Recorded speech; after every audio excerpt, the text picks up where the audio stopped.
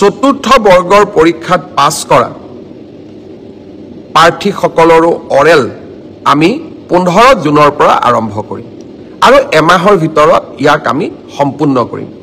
অলপ আজি বা কালি বা পৰহি ৰাজ্য চৰকাৰে আপোনালোকক আনুষ্ঠানিকভাৱে দিন আৰু বাৰ আপোনালোকক জনাব যে কম্পিউটাৰ টেষ্ট, ড্ৰাইভিং টেষ্ট বা স্কিল টেষ্ট বা মৌখিক পৰীক্ষাৰ কাৰণে তেওঁলোকে যেন সাজু হয়।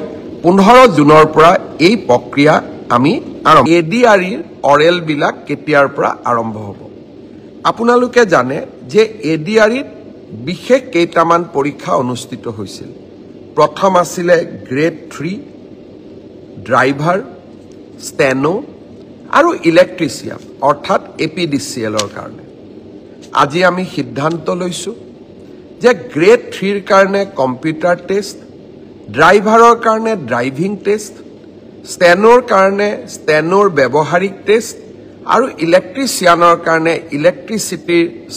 ইলেক্ট্ৰিচিয়ানৰ স্কিল পৰীক্ষা কৰাৰ যিটো পৰ্যায় তাক আমি 15 জুনৰ পৰা আৰম্ভ কৰিম আৰু এই সমগ্ৰ ব্যৱস্থা আমি এটা মাহৰ ভিতৰতে সম্পূৰ্ণ কৰিম। ঠিক তেনেকৈ চতুৰ্থ বৰ্গৰ পৰীক্ষাত পাছ কৰা প্ৰাৰ্থীসকলৰো অৰেল আমি 15 জুনৰ পৰা আৰম্ভ কৰিম আৰু এমাহৰ ভিতৰত ইয়াক আমি সম্পূৰ্ণ কৰিম। অলপ আজি বা কালি বা পৰহি ৰাজ্য চৰকাৰে আপোনালোকক আনুষ্ঠানিকভাৱে দিন আৰু বাৰ আপোনালোকক জনাব।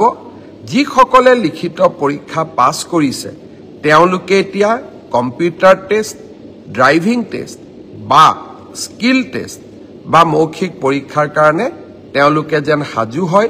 15 জুনৰ পৰা এই প্ৰক্ৰিয়া আমি আৰম্ভ কৰিম। মোক আৰু এটা প্ৰশ্ন বহুতে সুধি আছে যে পিজিটি আৰু গ্ৰেজুৱেট টিচাৰৰ পৰীক্ষাৰ ৰিজাল্ট কেতিয়া দিব। আমি 5 জুন তাৰিখে প্ৰভিজনেল ৰিজাল্ট এনাউন্স কৰিম।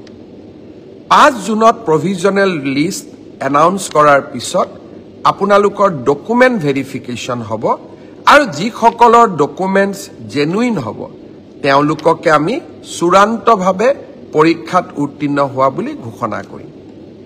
অৰ্থাৎ পৰীক্ষাৰ ৰিজাল্ট কেতিয়া দিব? উত্তৰ 5 জুন তাৰিখে দিব।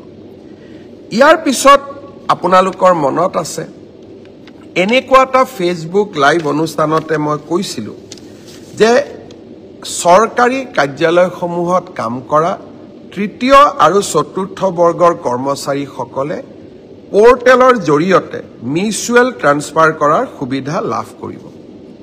প্ৰায় 18,000 চৰকাৰী কৰ্মচাৰীয়ে আবেদন জনাইছিল আৰু মেটছ অৰ্থাৎ কোনোবা আহিব লাগিব, কোনোবা যাব লাগিব, অৰ্থাৎ মেটছ মেকিং হ'ব লাগিব। আমি প্ৰায় 8,000 প্ৰাৰ্থীক মেটছ মেকিং কৰিব পাৰিলোঁ। অৰ্থাৎ অহা মানুহো আছে, সেই স্থানলৈ যোৱা মানুহো আছে। যোৱাকালি মই এই গোটেই বিষয়টো নিজে পৰীক্ষা কৰিছিলোঁ।